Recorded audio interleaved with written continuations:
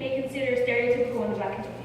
And I point this out because after hearing my name, people begin to make assumptions such as she must be loud or ghetto or ignorant or whatever Black stereotypes are. And at times I do feel insecure. But what makes this so much worse is my angry looking normal face. Which makes my smile that much better, not to brag, but in a classroom setting, it does make it harder to break through the shell and blossom. But I've gotten used to all the side comments and giggles when a teacher thinks it's funny to butcher my name than to actually try to pronounce it. And this is a form of discrimination that many think is funny, but it's not. Degrading and discouraging is what this is. But this is only one of many acts of being denied. Others include commenting on someone's appearance, making fun of someone's accent, or even assuming someone's character, past, or personality due to their appearance. And this is what begins the crisis in Black education. When we hear of the crisis in Black education, we often think of Blacks not receiving the same amount of education as other races due to the simple fact that they're Black. And although this may be true, this crisis is a two-way street. It's not only Blacks not receiving the same educational opportunities as other races, but also the way Black history isn't being taught efficiently or effectively.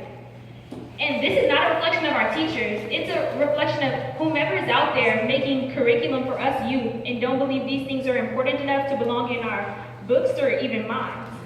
And it's so twisted because my AP World History class just learned about slavery, and they were able to vividly bring me through the horrors of a slave ship, but couldn't even mention Harriet Tubman's name. It was made to seem as if a European man just woke up one morning and realized slavery is wrong. And growing up, this is what we're expected to believe. That our possible ancestors all they were slaves, were beat, were deprived of education. And I say possible ancestors because slavery was so dehumanizing that they thought it was about ethnicity, but really it was only about color. You see, they thought it was about color, but if this were true, then a whole lot of the races that were discriminated against and were put in slavery, they were only put in there due to the color of their skin. And this went so far to the point where we don't really know our real ancestry because they broke up our families and pushed us together, giving us the broad name of African American, which created a crisis in our identity. I mean, isn't it hard to believe that the farthest many of their education went was a song they sang to keep hope? And even in February, when they finally did decide to talk about Black history, it was as shallow as Martin Luther King Jr., Rosa Parks, or Jackie Robinson, every single year. They never taught us how 9 months before Rosa Parks was taken to jail for refusing to give up her seat on that bus, a brave Black woman named Claudette Colvin did the exact same thing. Or Ben Carson, how he was the first surgeon ever to be successful at separating twins conjoined at the head. And on top of that, he's Black. Or Phyllis Wheatley, how at only 12 years old, she was the first published African-American female author. Isn't that something?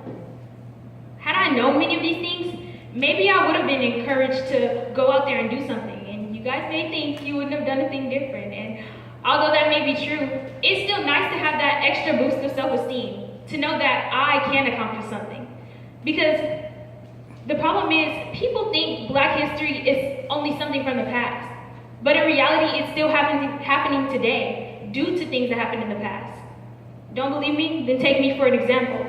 Had it not been for Carter G. Woodson, I wouldn't be right here right now, delivering a speech that will hopefully encourage someone to go out and make a change in this world. Because primarily that is the goal, to make a change. Because growing up, all I've ever heard is how my people struggled, how my people were the underdogs or predicted underachiever. And this is not primarily true, but as a kid, it's very hard to understand. Was I born to not succeed? And with thoughts like this in our mind, we grow unappreciative of what we now have. So the real crisis is in values. We don't value education anymore, but what we do value is money. So we become slaves to school, and the end result of money is our freedom. You see that circle there? And those who do not succeed become sold to the government or prisoners in our jail system. It's all a metaphor, the new age of slavery. So we think of this crisis as an achievement gap, but we allow others to make more. With unity as a Black community, what's lost we will restore. And this speech is only the beginning, because I'll take action too. I'll go into this big bad world and show what Black minds can do. So now, when I enter a room, my name doesn't play drums, it rings bells. Come on, girl.